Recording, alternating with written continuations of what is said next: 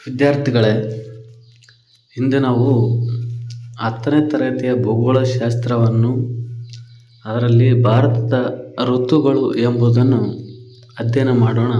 ಈ ಅಧ್ಯಾಯದಲ್ಲಿ ಭಾರತದ ವಾಯುಗುಣದ ಪ್ರಮುಖ ಲಕ್ಷಣಗಳು, ಭಾರತದ ಋತುಮಾನಗಳ ವಾಯುಗುಣದ ಪರಿಸ್ಥಿತಿ ಮತ್ತು ಋತುಕಾಲಿಕ ಮಳೆಯ ಹಂಚಿಕೆ ಮತ್ತು ಪರಿಣಾಮಗಳನ್ನು ನಾವು ಅಧ್ಯಯನ ಮಾಡೋಣ. ಭಾರತವು ಉಷ್ಣವಲಯದ ಮಾನ್ಸೂನ್ ಮಾದರಿಯ ವಾಯುಗುಣವನ್ನು ಹೊಂದಿದೆ. ಈ ಮಾದರಿಯ ವಾಯುಗುಣದಲ್ಲಿ ಭಾರತವು ವರ್ಷದ ವಿವಿಧ ಋತುಗಳಲ್ಲಿ ಪರಸ್ಪರ ವಿರುದ್ಧ ದಿಕ್ಕಿನಿಂದ ಬೀಸುತ್ತವೆ. ವರ್ಷದ ಅರ್ಧ ಭಾಗ ನೈಋತ್ಯ ದಿಕ್ಕಿನಿಂದ ಈಶಾನ್ಯದ ಕಡೆಗೆ ಬೀಸುವ ಮಾನ್ಸೂನ್ ಮಾರುತಗಳು ಉಳಿದ ಅವಧಿಯಲ್ಲಿ ಈಶಾನ್ಯದಿಂದ ನೈಋತ್ಯದ ಕಡೆಗೆ ಬೀಸುತ್ತವೆ. ಜೊತೆಗೆ ಭಾರತವು ಭೌಗೋಳಿಕವಾಗಿ ಉಷ್ಣವಲಯದ ಹಾಗೂ ಸಮಶೀತೋಷ್ಣ ವಲಯಗಳೆರಡರಲ್ಲಿಯೂ ಹಂಚಿಕೆಯಾಗಿದೆ. ಅಕ್ಷಾಂಶ, ಸಮುದ್ರ ಮಟ್ಟದಿಂದ ಇರುವ ಎತ್ತರ, ಸಾಗರಗಳಿಂದ ಇರುವ ದೂರ, ಮಾರುತಗಳ ದಿಕ್ಕು, ಪರ್ವತ ಸರಣಿಗಳು ಹಬ್ಬಿರುವ ರೀತಿ, ಸಾಗರ ಪ್ರವಾಹಗಳು ಮುಂತಾದವು ಭಾರತದ ವಾಯುಗುಣದ ಮೇಲೆ ಹೆಚ್ಚು ಪ್ರಭಾವ ಬೀರುತ್ತದೆ. ನಿಮಗಿದು ತಿಳಿದಿರಲೇಬೇಕು. ಮಾನ್ಸೂನ್ ಎಂಬ ಪದವು ಅರೇಬಿಕ್ ಭಾಷೆಯ ಮೌಸಮ್ ಎಂಬ ಪದದಿಂದ ರೂಢಿಗೆ ಬಂದಿದೆ. ಇದು ನಿಯತಕಾಲಿಕ ಅಥವಾ ಋತುಮಾನಿಕ ಎಂಬ ಅರ್ಥವನ್ನು ಒಳಗೊಂಡಿದೆ. ಭಾರತದಲ್ಲಿ ಕಂಡುಬರುವ ವಾರ್ಷಿಕ ವಾಯುಗುಣವನ್ನು 4 ಋತುಮಾನಗಳನ್ನಾಗಿ ವಿಂಗಡಿಸಲಾಗಿದೆ. ಎಷ್ಟು ಋತುಮಾನಗಳೆಂದರೆ 4 ಋತುಮಾನಗಳು. ಅವು ಯಾವುವೆಂದರೆ, 1. ಬೇಸಿಗೆ ಕಾಲ ಮಾರ್ಚ್ನಿಂದ ಏಪ್ರಿಲ್ ಮೇದವರೆಗೆ, ಮತ್ತು 2ನೇದು ನೈಋತ್ಯ ಮಾನ್ಸೂನ್ ಕಾಲ ಅಥವಾ ಮುಂಗಾರು ಮಳೆಗಾಲ. ಇದು ಜೂನ್, ಜುಲೈ, ಆಗಸ್ಟ್, ಸೆಪ್ಟೆಂಬರ್ ವರೆಗೆ ನೈಋತ್ಯ ಮಾನ್ಸೂನ್ ಕಾಲ ಅಥವಾ ಮುಂಗಾರು ಮಳೆಗಾಲ ಎನ್ನುವರು. ನಂತರ ಮಾನ್ಸೂನ್ ಮಾರುತಗಳ ನಿರ್ಗಮನ ಕಾಲ ಅಥವಾ ಹಿಂಗಾರು ಮಳೆಗಾಲ. ಅಕ್ಟೋಬರ್, ನವೆಂಬರ್ ವರೆಗೆ ಹಿಂಗಾರು ಮಳೆಗಾಲ ಅಥವಾ ಮಾನ್ಸೂನ್ ಮಾರುತಗಳ ನಿರ್ಗಮನ ಕಾಲ ಎನ್ನುವರು. ನಂತರ ಚಳಿಗಾಲ ಡಿಸೆಂಬರ್ನಿಂದ ಫೆಬ್ರವರಿವರೆಗೆ. ಡಿಸೆಂಬರ್, ಜನವರಿ, ಫೆಬ್ರವರಿ ಇವು 3 ತಿಂಗಳು ಚಳಿಗಾಲ ಹೊಂದಿರುತ್ತದೆ. ಈ 4 ಕಾಲಗಳು ನಮ್ಮ ಭಾರತದಲ್ಲಿ ಕಂಡುಬರುತ್ತವ ವಾರ್ಷಿಕ ವಾಯುಗುಣಗಳನ್ನಾಗಿ 4 ಋತುಗಳನ್ನಾಗಿ ವಿಂಗಡಿಸಲಾಗಿದೆ. ಅದರಲ್ಲಿ ಬೇಸಿಗೆ ಕಾಲದಲ್ಲಿ ನೋಡೋಣ. ಭಾರತದಲ್ಲಿ ಬೇಸಿಗೆ ಕಾಲವು ಮಾರ್ಚ್ ತಿಂಗಳ ಮೊದಲ ವಾರದಲ್ಲಿ ಪ್ರಾರಂಭವಾಗಿ ಮೇ ತಿಂಗಳ ಕೊನೆಯವರೆಗೂ ಮುಂದುವರಿಯುತ್ತದೆ. ಈ ಅವಧಿಯಲ್ಲಿ ಸೂರ್ಯನ ಲಂಬ ಕಿರಣಗಳು ಉತ್ತರಾರ್ಧಗೋಳದ ಮೇಲೆ ಬೀಳುವುದರಿಂದ ಭಾರತದಲ್ಲಿ ಉಷ್ಣಾಂಶ ಅಧಿಕವಾಗಿರುತ್ತದೆ. ದೀರ್ಘ ಹಗಲು ಮತ್ತು ಸಮುದ್ರಕ್ಕೆ ದೂರವಾಗಿರುವ ಉತ್ತರ ಭಾರತವು ಹೆಚ್ಚು ಉಷ್ಣಾಂಶದಿಂದ ಕೂಡಿರುತ್ತದೆ. ರಾಜಸ್ಥಾನದ ಗಂಗಾ ನಗರವು 52 ಡಿಗ್ರಿ ಸೆಂಟಿಮೀಟರ್ಗಳಷ್ಟು ಉಷ್ಣಾಂಶವನ್ನು ದಾಖಲಿಸಿದ್ದು ದೇಶದಲ್ಲಿಯೇ ಅತಿ ಹೆಚ್ಚು ಉಷ್ಣಾಂಶವನ್ನು ದಾಖಲಿಸಿರುವ ಪ್ರದೇಶವಾಗಿದೆ. ದಕ್ಷಿಣ ಭಾರತವು 3 ಕಡೆಗಳಲ್ಲಿ ಸಾಗರಗಳಿಂದ ಆವೃತವಾಗಿದ್ದು ಇದರ ಉಷ್ಣಾಂಶದಲ್ಲಿ ಇಳಿಕೆ ಕಂಡುಬರುತ್ತದೆ. ಅದು ಕೇವಲ 32 ಡಿಗ್ರಿ ಸೆಲ್ಸಿಯಸ್ನಿಂದ 35 ಡಿಗ್ರಿ ಸೆಲ್ಸಿಯಸ್ವರೆಗಳಷ್ಟು ಕಂಡುಬರುತ್ತದೆ. ಈ ಅವಧಿಯಲ್ಲಿ ಉತ್ತರ ಭಾರತದ ಪರ್ವತ ಪ್ರದೇಶ ಮತ್ತು ಪರ್ಯಾಯ ಪ್ರಸ್ಥಭೂಮಿಗಳು ಸಾಕಷ್ಟು ತಂಪಾಗಿರುತ್ತವೆ. ಅಲ್ಲಲ್ಲಿ ಸ್ಥಳೀಯ ಉಷ್ಣಾಂಶ ಮತ್ತು ಪ್ರಚಲನ ಪ್ರವಾಹಗಳಿಂದ ಏಪ್ರಿಲ್ ಹಾಗೂ ಮೇ ತಿಂಗಳಲ್ಲಿ ಮಳೆಯಾಗುತ್ತದೆ.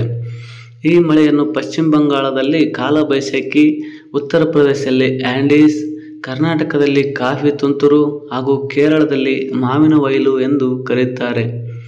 ಬೇಸಿಗೆಯಲ್ಲಿ ದೇಶವು ವಾರ್ಷಿಕ ಮಳೆಯ 10% ಮಾತ್ರ ಪಡೆಯುತ್ತದೆ. ಕಾಲಬೈಸಾಖಿ ಎಂದು ಯಾವ ಪ್ರದೇಶದಲ್ಲಿ ಕರೆಯುತ್ತಾರೆ ಎಂದು ಕ್ವಶನ್ ಕೇಳುತ್ತಾರೆ. ಇದು ಪಶ್ಚಿಮ ಬಂಗಾಳದಲ್ಲಿ ಕಾಲಬೈಸಾಖಿ ಎಂದು ಕರೆಯುತ್ತಾರೆ. ಆಂಡೀಸ್ ಎನ್ನುವುದು ಉತ್ತರ ಪ್ರದೇಶದಲ್ಲಿ ಬೀಳುವ ಪ್ರಚಲಿತ ಮಳೆಗೆ ಕರೆಯುತ್ತಾರೆ. ಕರ್ನಾಟಕದಲ್ಲಿ ಇದನ್ನು ಕಾಫಿ ತುಂತುರು ಎಂದು ಮತ್ತು ಕೇರಳದಲ್ಲಿ ಮಾವಿನ ಕೊಯ್ಲು ಎಂದು ಕರೆಯುತ್ತಾರೆ. ಇವು ನಿಮಗೆ ನೆನಪಿಡಬೇಕು. ನೈಋತ್ಯ ಮಾನ್ಸೂನ್ ಮಳೆಗಾಲ. ಭಾರತದಲ್ಲಿ ನೈಋತ್ಯ ಮಾನ್ಸೂನ್ ಎಂದರೆ ಮಳೆಗಾಲವೆಂದರ್ಥ. ಇವುಗಳನ್ನು ಮುಂಗಾರು ಮಳೆಗಾಲದ ಮಾರುತಗಳೆಂದು ಕರೆಯುತ್ತಾರೆ. ಇವು ಜಲಾಂಶ ಪೂರಿತ ಮಾರುತಗಳಾಗಿದ್ದು ಭಾರತದ ಹೆಚ್ಚು ಭಾಗದಲ್ಲಿ ಮಳೆ ಸುರಿಸುತ್ತವೆ. ಇದು ಜೂನ್ನಿಂದ ಸೆಪ್ಟೆಂಬರ್ವರೆಗೆ ಕಂಡುಬರುವುದು. ಭಾರತದ ಒಟ್ಟು ಮಳೆಯಲ್ಲಿ 75% ಈ ಕಾಲದಲ್ಲಿ ಬೀಳುವುದು. ನೈಋತ್ಯ ಮಾನ್ಸೂನ್ ಮಾರುತಗಳು ಭಾರತವನ್ನು 2 ಕವಲುಗಳಾಗಿ ಪ್ರವೇಶಿಸುತ್ತವೆ. ಅವುಗಳೆಂದರೆ ಅರಬ್ಬಿ ಸಮುದ್ರದ ಶಾಖೆ ಹಾಗೂ ಬಂಗಾಳ ಕೊಲ್ಲಿಯ ಶಾಖೆ. ಅರಬ್ಬಿ ಸಮುದ್ರ ಶಾಖೆಯು ಪಶ್ಚಿಮ ಘಟ್ಟಗಳಿಂದ ತಡೆಯಲ್ಪಟ್ಟು ಘಟ್ಟಗಳ ಪಶ್ಚಿಮ ಭಾಗಕ್ಕೆ ಹೆಚ್ಚು ಮಳೆ ಸುರಿಸುತ್ತವೆ. ಈ ಮಾರುತಗಳು ಪೂರ್ವಕ್ಕೆ ಮುಂದುವರಿದಂತೆ ಮಳೆ ಕಡಿಮೆಯಾಗುತ್ತದೆ. ಪಶ್ಚಿಮ ಘಟ್ಟಗಳ ಪೂರ್ವ ಭಾಗವು ಮಳೆಯ ನೆರಳಿನ ಪ್ರದೇಶವೆನಿಸಿದೆ. ಬಂಗಾಳ ಕೊಲ್ಲಿಯ ಶಾಖೆಯು ಮಯನ್ಮಾರ್, ಬರ್ಮಾ, ಬಾಂಗ್ಲಾದೇಶ, ಭಾರತದ ಈಶಾನ್ಯ ಭಾಗ, ಹಿಮಾಲಯದ ತಪ್ಪಲು ಮತ್ತು ಉತ್ತರದ ಮೈದಾನಗಳ ಕಡೆಗೆ ಮಳೆಯನ್ನು ತರುತ್ತದೆ. ಉತ್ತರ ಭಾರತದಲ್ಲಿ ಪೂರ್ವದಿಂದ ಪಶ್ಚಿಮಕ್ಕೆ ಹೋದಂತೆಲ್ಲ ಮಳೆ ಕಡಿಮೆಯಾಗುತ್ತದೆ. ತಮಿಳುನಾಡು ಹೊರತುಪಡಿಸಿ ಭಾರತದ ಹೆಚ್ಚು ಭಾಗಕ್ಕೆ ನೈಋತ್ಯ ಮಾನ್ಸೂನ್ ಮಾರುತಗಳು ಮಳೆಯನ್ನು ಸುರಿಸುತ್ತವೆ. ಮಾನ್ಸೂನ್ ಮಾರುತಗಳ ನಿರ್ಗಮನ ಕಾಲ ಅಕ್ಟೋಬರ್ ತಿಂಗಳ ಕೊನೆಯ ಭಾಗದ ಒಳಗಾಗಿ ಭಾರತದ ಉಪಖಂಡದಲ್ಲಿ ಮಳೆ ಸುರಿದ ಪರಿಣಾಮವಾಗಿ ಉಷ್ಣಾಂಶವು ಕಡಿಮೆಯಾಗುತ್ತದೆ. ಅಲ್ಲದೆ ಸೂರ್ಯನ ಕಿರಣಗಳು ಕೂಡ ಈ ಅವಧಿಯಲ್ಲಿ ದಕ್ಷಿಣಾರ್ಧ ಗೋಳಾರ್ಧದಲ್ಲಿ ಲಂಬವಾಗಿ ಬೀಳುತ್ತವೆ. ಇದರಿಂದ ಉತ್ತರಾರ್ಧಗೋಳದಲ್ಲಿ ಉಷ್ಣಾಂಶವು ಕಡಿಮೆಯಾಗುತ್ತದೆ. ಪರಿಣಾಮವಾಗಿ ಆ ಪ್ರದೇಶವು ಹೆಚ್ಚು ಒತ್ತಡ ಪ್ರದೇಶವಾಗಿ ಪರಿವರ್ತನೆಯಾಗುತ್ತದೆ. ಅದಕ್ಕಾಗಿ ನೈಋತ್ಯ ಮಾನ್ಸೂನ್ ಮಾರುತಗಳು ಅಕ್ಟೋಬರ್ನಿಂದ ಹಿಂದೆ ಸರಿಯಲು ಪ್ರಾರಂಭ ಮಾಡುತ್ತವೆ. ನಿಧಾನವಾಗಿ ನವೆಂಬರ್ ತಿಂಗಳ ಅಂತ್ಯದ ವೇಳೆಗೆ ಇವು ಬೀಸುವುದನ್ನು ನಿಲ್ಲಿಸುತ್ತವೆ. ಇದನ್ನೇ ಮಾನ್ಸೂನ್ ಮಾರುತಗಳ ನಿರ್ಗಮನ ಕಾಲ ಅಥವಾ ಈಶಾನ್ಯ ಮಾನ್ಸೂನ್ ಮಾರುತಗಳ ಕಾಲ ಎಂದು ಕರೆಯುವರು. ಈ ಅವಧಿಯಲ್ಲಿ ಭಾರತವು 13% ಮಳೆಯನ್ನು ಪಡೆಯುತ್ತದೆ. ಈ ಕಾಲದಲ್ಲಿ ಉಷ್ಣವಲಯದ ಆವರ್ತ ಗಾಳಿಗಳು ಚಂಡಮಾರುತ, ಬಂಗಾಳ ಕೊಲ್ಲಿ ಮತ್ತು ಅರಬ್ಬಿ ಸಮುದ್ರಗಳಲ್ಲಿ ನಿರ್ಮಿತಗೊಳ್ಳುತ್ತವೆ. ಈ ಆವರ್ತ ಗಾಳಿಗಳು ಅಧಿಕ ವೇಗ ಹಾಗೂ ಮಳೆಯಿಂದ ಕೂಡಿರುತ್ತವೆ. ಇವು ಜೀವ ಹಾಗೂ ಆಸ್ತಿ ಹಾನಿಯನ್ನು ಉಂಟುಮಾಡುತ್ತವೆ, ಆದರೆ ಒಳನಾಡಿಗೆ ಸಾಕಷ್ಟು ಮಳೆ ತರುತ್ತವೆ. ಚಳಿಗಾಲ ಭಾರತದಲ್ಲಿ ಚಳಿಗಾಲದ ಅವಧಿಯು ಡಿಸೆಂಬರ್ನಿಂದ ಆರಂಭವಾಗಿ ಫೆಬ್ರವರಿಯ ಕೊನೆಯವರೆಗೂ ಮುಂದುವರಿಯುವುದು. ಈ ಅವಧಿಯಲ್ಲಿ ಉತ್ತರದ ರಾಜ್ಯಗಳಾದ ಜಮ್ಮು ಮತ್ತು ಕಾಶ್ಮೀರ, ಹಿಮಾಚಲ ಪ್ರದೇಶ ಹಾಗೂ ಉತ್ತರದ ಮೈದಾನ ಪ್ರದೇಶಗಳಲ್ಲಿ ಅತಿ ಕಡಿಮೆ ಉಷ್ಣಾಂಶ ಕಂಡುಬರುತ್ತದೆ. ಕೆಲವು ಕಡೆಗಳಲ್ಲಿ ಉಷ್ಣಾಂಶವು ನೀರು ಹೆಪ್ಪುಗಟ್ಟುವ ಬಿಂದುವಿಗಿಂತಲೂ ಕಡಿಮೆ ಇರುವುದು. ಆದರೆ ದಕ್ಷಿಣ ಭಾರತದಲ್ಲಿ ಉಷ್ಣಾಂಶವು ಸಾಧಾರಣವಾಗಿದ್ದು ಹವಾಮಾನವು ಹಿತಕರವಾಗಿರುತ್ತದೆ. ಭಾರತವು ತನ್ನ ವಾರ್ಷಿಕ ಮಳೆಯ 2% ಮಾತ್ರ ಈ ಅವಧಿಯಲ್ಲಿ ಪಡೆಯುವುದು. ಆದ್ದರಿಂದ ಚಳಿಗಾಲವು ಭಾರತದಲ್ಲಿ ಅತಿ ಕಡಿಮೆ ಮಳೆ ಬೀಳುವ ಅವಧಿಯಾಗಿದೆ. ಮಳೆಯ ಹಂಚಿಕೆ ಭಾರತದಲ್ಲಿ ಸಾಮಾನ್ಯವಾಗಿ ನೈಋತ್ಯ ಮಾನ್ಸೂನ್ ಮಾರುತಗಳ ಕಾಲದಲ್ಲಿ ಮಳೆಯಾಗುತ್ತದೆ. ಭಾರತವು ವರ್ಷದ ಎಲ್ಲ ಅವಧಿಗಳಲ್ಲಿಯೂ ಮಳೆಯನ್ನು ಪಡೆಯುತ್ತದೆ. ದೇಶದ ಸರಾಸರಿ ಮಳೆಯ ಪ್ರಮಾಣ 118 ಸೆಂಟಿಮೀಟರ್ಗಳು. ಆದರೆ ವಿವಿಧ ಕಾಲದಲ್ಲಿ ಬೇರೆ ಬೇರೆ ಪ್ರದೇಶಗಳಲ್ಲಿ ಮಳೆ ಬೀಳುವುದು. ಅಲ್ಲದೆ ಮಳೆಯ ಪ್ರಮಾಣ ಒಂದು ಪ್ರದೇಶದಿಂದ ಮತ್ತೊಂದು ಪ್ರದೇಶಕ್ಕೆ ವ್ಯತ್ಯಾಸವಾಗುವುದು. ಮಳೆಯ ಹಂಚಿಕೆಯ ಆಧಾರದ ಮೇಲೆ ಭಾರತವನ್ನು 3 ವಿಭಾಗಗಳನ್ನಾಗಿ ವಿಂಗಡಿಸಬಹುದು. ಕಡಿಮೆ ಮಳೆಯ ಪ್ರದೇಶ ಈ ಪ್ರದೇಶದಲ್ಲಿ ವಾರ್ಷಿಕ ಸುಮಾರು 50 ಸೆಂಟಿಮೀಟರ್ಗಳಿಗಿಂತ ಕಡಿಮೆ ಮಳೆ ಬೀಳುತ್ತದೆ. ರಾಜಸ್ಥಾನದ ಥಾರ್ ಮರುಭೂಮಿ ಹಾಗೂ ಅದಕ್ಕೆ ಹೊಂದಿಕೊಂಡಂತಿರುವ ಪಂಜಾಬ್, ಹರಿಯಾಣ, ಗುಜರಾತ್, ಕಚ್ ಪ್ರದೇಶ ಮತ್ತು ಜಮ್ಮು ಮತ್ತು ಕಾಶ್ಮೀರ, ಮಹಾರಾಷ್ಟ್ರದ ಪೂರ್ವ ಭಾಗ, ಕರ್ನಾಟಕದ ಒಳನಾಡು ಕಡಿಮೆ ಮಳೆ ಬೀಳುವ ವಲಯವಾಗಿದೆ. ರಾಜಸ್ಥಾನದ ಜೈಸಲ್ಮೇರ್ ಜಿಲ್ಲೆಯ ರೋಹಿಲಿಯು ವಾರ್ಷಿಕ ಸರಾಸರಿ ಮಳೆಯು 8.3 ಸೆಂಟಿಮೀಟರ್ಗಳಷ್ಟಾಗಿದೆ. ಇದು ಭಾರತದಲ್ಲಿ ಅತಿ ಕಡಿಮೆ ಮಳೆ ಪಡೆಯುವ ಪ್ರದೇಶವಾಗಿದೆ. ಸಾಧಾರಣ ಮಳೆ ಪಡೆಯುವ ಪ್ರದೇಶ ಇಲ್ಲಿ ವಾರ್ಷಿಕ ಸುಮಾರು 50 ರಿಂದ 250 ಸೆಂಟಿಮೀಟರ್ ಮಳೆ ಬೀಳುತ್ತದೆ. ಈ ಭಾಗಗಳನ್ನು ಅತಿ ಕಡಿಮೆ ಹಾಗೂ ಅತಿ ಹೆಚ್ಚು ಮಳೆಯ ಪ್ರದೇಶಗಳನ್ನು ಬಿಟ್ಟು ಭಾರತದ ಉಳಿದೆಲ್ಲ ಭಾಗಗಳನ್ನು ಒಳಗೊಂಡಿರುವುದು. ಅಧಿಕ ಮಳೆಯ ಪ್ರದೇಶ ವಾರ್ಷಿಕ ಸುಮಾರು 250 ಸೆಂಟಿಮೀಟರ್ಗಳಿಗಿಂತ ಹೆಚ್ಚು ಮಳೆ ಬೀಳುವ ಭಾಗಗಳನ್ನು ಅಧಿಕ ಮಳೆ ಬೀಳುವ ಪ್ರದೇಶಗಳೆಂದು ಗುರುತಿಸುತ್ತೇವೆ. ಪಶ್ಚಿಮ ಘಟ್ಟಗಳ ಪಶ್ಚಿಮ ಭಾಗ, ಅಸ್ಸಾಂ ಹಾಗೂ ಇತರ ಪೂರ್ವ ರಾಜ್ಯಗಳು ಹಾಗೂ ಪಶ್ಚಿಮ ಬಂಗಾಳ ಈ ವಲಯದಲ್ಲಿ ಸೇರುತ್ತವೆ. ಮೇಘಾಲಯದ ಮಾಸಿನ್ರಾಮ್ ದೇಶದಲ್ಲಿಯೇ ಅತ್ಯಧಿಕ ಮಳೆ ಪಡೆಯುವುದು. ಇದು ಪ್ರಪಂಚದಲ್ಲಿಯೇ ಅತಿ ಹೆಚ್ಚು ಮಳೆಯನ್ನು ದಾಖಲಿಸಿದೆ. ದೇಶದ ಆರ್ಥಿಕ ಬೆಳವಣಿಗೆಯ ಮೇಲೆ ವಾಯುಗುಣವು ಹೆಚ್ಚಿನ ಪ್ರಭಾವ ಬೀರುತ್ತದೆ. ಭಾರತದ ಜನತೆಯ ಪ್ರಧಾನ ಉದ್ಯೋಗವು ವ್ಯವಸಾಯವಾಗಿರುವುದರಿಂದ ನೈಋತ್ಯ ಮಾನ್ಸೂನ್ ಮಾರುತಗಳು ಒಂದು ವಿಧದಲ್ಲಿ ದೇಶದ ವ್ಯವಸಾಯವನ್ನು ನಿಯಂತ್ರಿಸುತ್ತವೆ. ಈ ಮಳೆ ವಿಫಲವಾದರೆ ಬರಗಾಲ ಬರುವುದು. ಅತಿ ಹೆಚ್ಚಾದಾಗ ಪ್ರವಾಹ ಉಂಟಾಗಿ ಪ್ರಾಣ ಹಾನಿ ಮತ್ತು ಆಸ್ತಿಗಳಿಗೆ ಹಾನಿ ಉಂಟಾಗುತ್ತದೆ. ಆದ್ದರಿಂದಲೇ ಭಾರತದ ವ್ಯವಸಾಯವನ್ನು ಮಾನ್ಸೂನ್ ಜೊತೆಯಲ್ಲಿ ಆಡುವ ಜೂಜಾಟ ಎಂದು ಕರೆಯುತ್ತಾರೆ. ಅಭ್ಯಾಸಗಳನ್ನು ನೋಡೋಣ. ದೇಶದಲ್ಲಿ ಅತಿ ಹೆಚ್ಚು ಉಷ್ಣಾಂಶ ಹೊಂದಿದ ಸ್ಥಳ ಯಾವುದು? ದೇಶದಲ್ಲಿ ಅತಿ ಹೆಚ್ಚು ಉಷ್ಣಾಂಶ ಹೊಂದಿರುವ ಸ್ಥಳ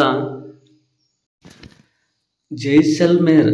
ರಾಜಸ್ಥಾನದ ಜೈಸಲ್ಮೇರ್ ಜಿಲ್ಲೆಯ ರೋಹಿಲಿ ಎಂಬ ಪ್ರದೇಶ ವಾರ್ಷಿಕ ಸರಾಸರಿ ಮಳೆಯು 8.3 ಸೆಂಟಿಮೀಟರ್ಗಳಷ್ಟು ದಾಖಲಿಸಿದೆ. ಇದು ಭಾರತದ ಅತ್ಯಂತ ಕಡಿಮೆ ಮಳೆ ಬೀಳುವ ಪ್ರದೇಶವಾಗಿದೆ. ದೇಶದಲ್ಲಿ ಅತಿ ಹೆಚ್ಚು ಉಷ್ಣಾಂಶ ಹೊಂದಿದ ಸ್ಥಳವೆಂದರೆ ಗಂಗಾನಗರ. ರಾಜಸ್ಥಾನದ ಗಂಗಾನಗರವು ಅತಿ ಹೆಚ್ಚು ಉಷ್ಣಾಂಶವನ್ನು ದಾಖಲಿಸಿದೆ. 52 ಡಿಗ್ರಿಗಳಷ್ಟು ಉಷ್ಣಾಂಶವು ರಾಜಸ್ಥಾನದ ಗಂಗಾನಗರವು, ಇಲ್ಲಿ ನೋಡ್ಬೋದು ನೀವು, ರಾಜಸ್ಥಾನದ ಗಂಗಾನಗರವು 52 ಡಿಗ್ರಿ ಸೆಲ್ಸಿಯಸ್ಗಳಷ್ಟು ಉಷ್ಣಾಂಶವನ್ನು ದಾಖಲಿಸಿದ್ದು, ಇದು ದೇಶದಲ್ಲಿಯೇ ಅತಿ ಹೆಚ್ಚು ಉಷ್ಣಾಂಶವನ್ನು ದಾಖಲಿಸಿರುವ ಪ್ರದೇಶವಾಗಿದೆ. ಮತ್ತೆ ಅತಿ ಹೆಚ್ಚು ಮಳೆ ಬೀಳುವ ಋತುಮಾನ ನೈಋತ್ಯ ಮಾನ್ಸೂನ್ ಕಾಲವಾಗಿದೆ. ಅತಿ ಹೆಚ್ಚು ಮಳೆ ಬೀಳುವ ಋತುಮಾನ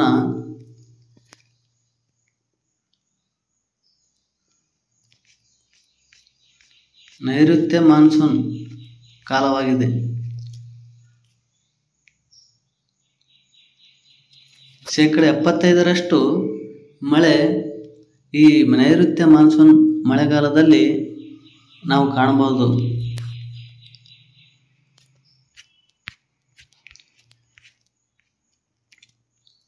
ಭಾರತದಲ್ಲಿ ಅತಿ ಕಡಿಮೆ ಮಳೆ ಬೀಳುವ ಪ್ರದೇಶ ರಾಜಸ್ಥಾನದ ರೋಹಿಲಿ ಎಂಬ ಪ್ರದೇಶ. ಇಲ್ಲಿ ನೋಡ್ಬೋದು ನೀವು, ರಾಜಸ್ಥಾನದ ಜೈಸಲ್ಮೇರ್ ಜಿಲ್ಲೆಯ ರೋಹಿಲಿ ಎಂಬ ಪ್ರದೇಶ ವಾರ್ಷಿಕ ಮಳೆಯು ಶೇಕಡ 8.3ರಷ್ಟು ಇದ್ದು ಅತಿ ಕಡಿಮೆ ಮಳೆ ಬೀಳುವ ಪ್ರದೇಶವಾಗಿದೆ. ಭಾರತದಲ್ಲಿ ಅತಿ ಹೆಚ್ಚು ಮಳೆಯಾಗುವ ಸ್ಥಳ ಎಂದರೆ ಮಾಸಿನ್ರಾಮ್.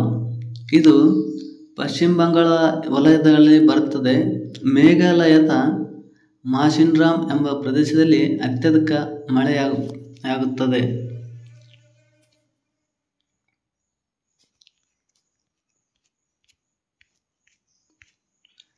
ಭಾರತದ ವ್ಯವಸಾಯವನ್ನು ಮಾನ್ಸೂನ್ ಜೊತೆಯಾಟದ ಜೂಜಾಟ ಎಂದು ಕರೆಯುತ್ತಾರೆ.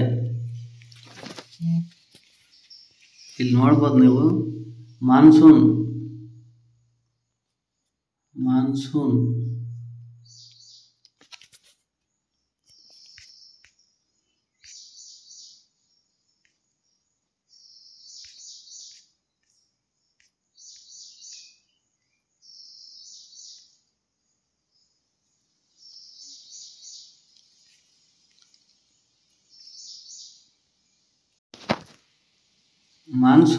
ಜೊತೆಯಲ್ಲಿ ಆಡುವ ಜೂಜಾಟ ಎಂದು ನಾವು ಭಾರತದ ವ್ಯವಸಾಯವನ್ನು ಮಾನ್ಸೂನ್ ಜೊತೆಯಲ್ಲಿ ಆಡುವ ಜೂಜಾಟ ಎಂದು ಕರೆಯುತ್ತೇವೆ. ಭಾರತವು ಯಾವ ಬಗೆಯ ವಾಯುಗುಣವನ್ನು ಹೊಂದಿದೆ? ಭಾರತವು ಉಷ್ಣವಲಯದ ಮಾನ್ಸೂನ್ ಮಾದರಿಯ ವಾಯುಗುಣವನ್ನು ಹೊಂದಿದೆ. ಭಾರತವು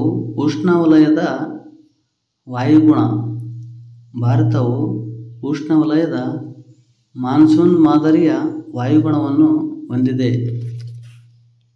ನೆಕ್ಸ್ಟ್, ಮಾನ್ಸೂನ್ ಮಾರುತ ಎಂದರೇನು? ಮಾನ್ಸೂನ್ ಎಂದರೆ ನಿಯತಕಾಲಿಕ ಅಥವಾ ಋತುಮಾನಿಕ ಎಂಬ ಅರ್ಥವನ್ನು ಒಳಗೊಂಡಿದೆ. ನಿಯತಕಾಲಿಕ ಅಥವಾ ಋತುಮಾನಿಕ ಎಂಬ ಅರ್ಥವನ್ನು ಒಳಗೊಂಡಿರುವುದು ಮಾನ್ಸೂನ್ ಎಂದು ಕರೆಯುತ್ತೇವೆ. ಮಾನ್ಸೂನ್ ಎಂಬ ಪದವು ಅರೇಬಿಕ್ ಭಾಷೆಯ ಮೌಸಮ್ ಎಂಬ ಪದದಿಂದ ಬಂದಿದೆ.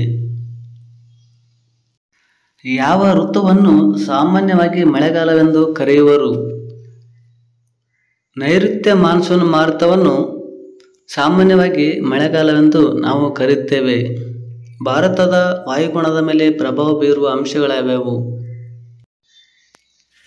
ಅಕ್ಷಾಂಶ, ಸಮುದ್ರ ಮಟ್ಟದಿಂದ ಇರುವ ಎತ್ತರ,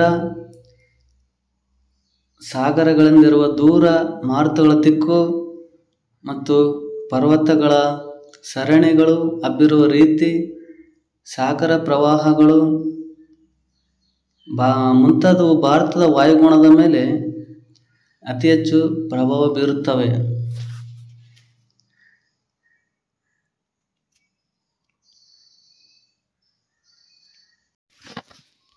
ಭಾರತದ ವ್ಯವಸಾಯವು ಮಾನ್ಸೂನ್ ಮಾರುತಗಳೊಡನೆ ಆಡುವ ಜೂಜಾಟವಾಗಿದೆ. ಚರ್ಚಿಸಿರಿ. ಏಕೆಂದರೆ ಈ ಮಾನ್ಸೂನ್ ಮಾರುತಗಳು ಯಾವಾಗ ಮಳೆ ಬೀಳುತ್ತವೆ, ಯಾವಾಗ ಕಡಿಮೆ ಮಳೆ ಬೀಳುತ್ತದೆ, ಯಾವಾಗ ಬರಗಾಲ ಬೀಳುತ್ತದೆ ಎನ್ನುವುದು ಗೊತ್ತಾಗುವುದಿಲ್ಲ. ಅದಕ್ಕಾಗಿ ರೈತರು ಮಳೆ ಬಿದ್ದರೆ ಕೃಷಿ ಮಾಡುತ್ತಾರೆ, ಇಲ್ಲದಿದ್ದರೆ ಗುಳೆ ಹೋಗುತ್ತಾರೆ. ಅದಕ್ಕಾಗಿ ಈ ಮಾನ್ಸೂನ್ ಮಾರುತಗಳೊಡನೆ ಆಡುವ ಜೂಜಾಟ ಎಂದು ಕರೆದಿದ್ದಾರೆ. ಭಾರತದಲ್ಲಿ 200 ಸೆಂಟಿಮೀಟರ್ಗಿಂತ ಹೆಚ್ಚು ಮಳೆ ಈ ಭಾಗದಲ್ಲಿ ಮತ್ತು ಈ ಪಶ್ಚಿಮ ಘಟ್ಟಗಳ ಭಾಗದಲ್ಲಿ ಅತಿ ಹೆಚ್ಚು ಮಳೆ ಪಡೆದರೆ, ಅತಿ ಕಡಿಮೆ ಮಳೆ ರಾಜಸ್ಥಾನದ ಈ ಭಾಗದಲ್ಲಿ ನಾವು ಗುರುತಿಸಬಹುದು. ಇನ್ನೂ ಕಡಿಮೆ ಎಂದರೆ ಈ ಭಾಗದಲ್ಲಿ ಪಶ್ಚಿಮ ಬಂಗಾಳ, ಉತ್ತರ ಪ್ರದೇಶ, ಬಿಹಾರ ಈ ಭಾಗದಲ್ಲಿ ನಾವು ಕಡಿಮೆ ಮಳೆಯನ್ನು ಪಡೆಯುತ್ತೇವೆ. ಸರಾಸರಿ ಮಳೆಯನ್ನು ಈ ಭಾಗದಲ್ಲಿ ನೋಡ್ಬೋದು. ಈ ಭಾಗದಲ್ಲಿ ಸರಾಸರಿ ಮಳೆಯನ್ನು ನೋಡ್ತೀವಿ ನಾವು. ಆದರೆ ಕಡಿಮೆ ಮಳೆ ಇಲ್ಲಿ ನೋಡ್ಬೋದು ನೀವು. ಕಡಿಮೆ ಮಳೆ ಈ ಭಾಗದಲ್ಲಿ ಅತಿ ಕಡಿಮೆ ಮಳೆ.